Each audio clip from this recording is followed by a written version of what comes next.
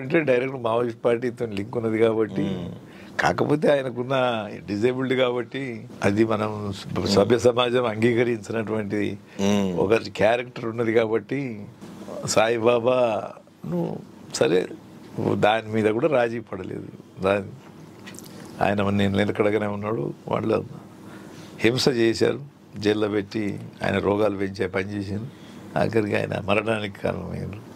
వరవరాజు కూడా అదే పరిస్థితి, ఇలాంటివి చేశారు. అందుకొరకు అర్బన్ నక్సల్ అనేటువంటి పేరు మీద ఇలా సమాజం టెర్రర్ క్రియేట్ చేస్తున్నారు.